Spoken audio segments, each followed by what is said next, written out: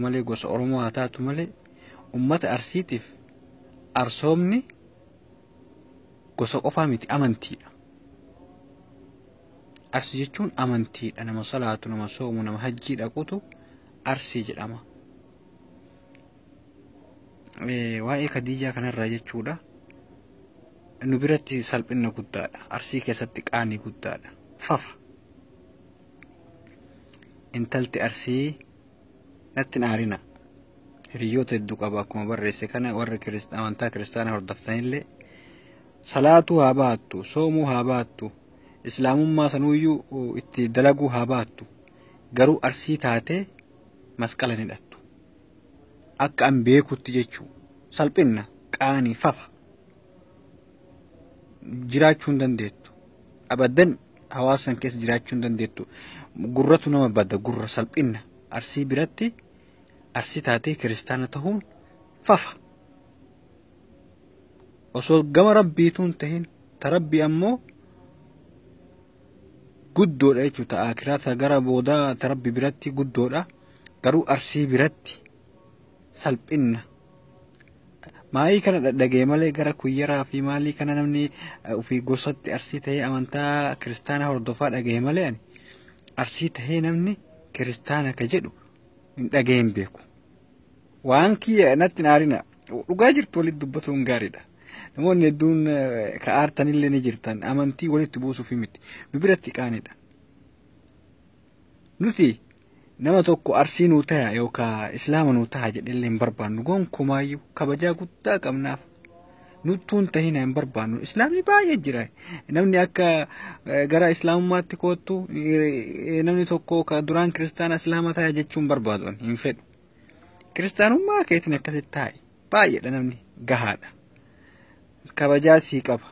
Kiristaana jibbaa miti. Maal si rakkise? Maatii keetii fi jiruu teetii fi warra keetii wal dhabduuf hin jiru sababaa kanaan. Kiristaanummaa ta'e qabadhu taa'e. Islaamni illee Islaamummaa ta'e qabadhu taa'e. Mii rabbi sodaadhati.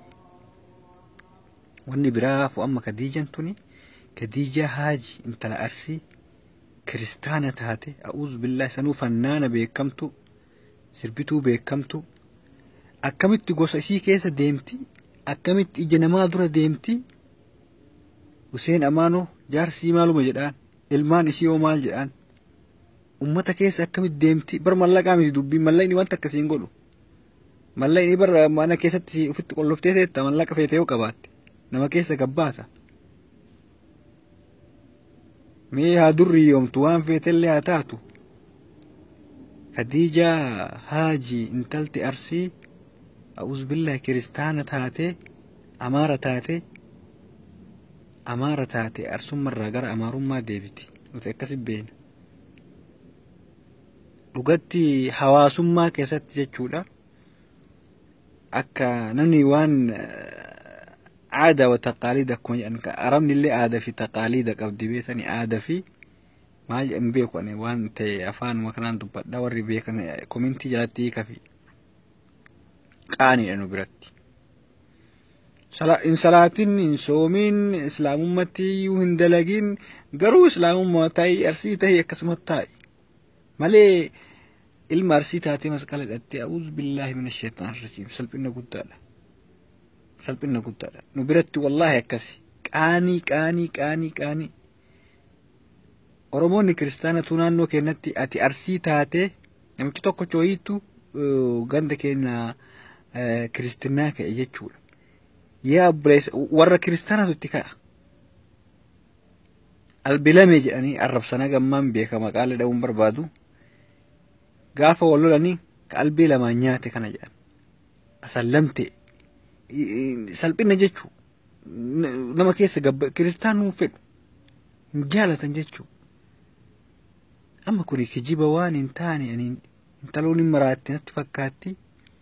Ummanni kuni nama maraachanii ani balama artistii Oromoo kanatti bu'ee wallaale.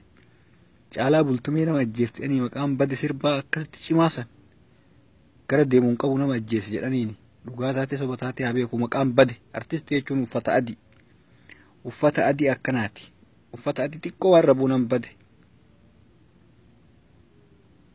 Tafarii mokonnoon kasir wajjin baafne Yesuus jedhee akkasi gangalatee iyyee waan tawallaaleen bade akkasi bade sunis kadii martuu maraatee shir jedhee Oromoo mara arrabse Oromoo keessaa bahee akkasitti xiqqaate inni boroo ba Yesuus Kiristoos jechuun oolu kadii jantanaan dhufte maaluma artistii Oromoo sanatti rabbi buusi ammoo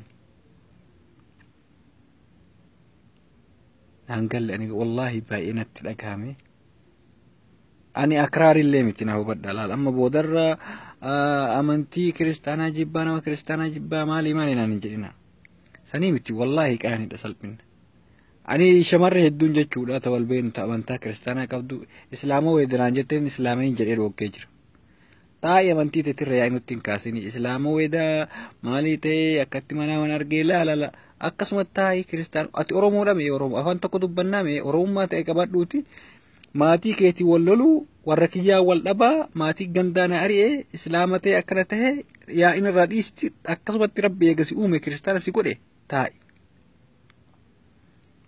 kootu islaama ta'e jedhee ilmoo namaa rakkisuun barbaadu boodarra akka maatii jiruun isii diigamuun barbaadu amma tana mee akkamitti rabbi sodaadhutti rabbi mantiqqeessine yoo duute mee amma إنا لله كديجة هاجي تابوتا جيسني أولا يا ربي كينو دي خاتمين بلسين لا حول ولا قوة إلا بالله إنا لله وإنا إليه ديجو قستي تابوتا جيسني أولا كديجة هاجي جارسي حسين أمانتي إما سلبين والله ففا أرسيك ستي ففاكم أنا بونا من أبان فديوان فدي أجر وصار وقاجر تسيد دبل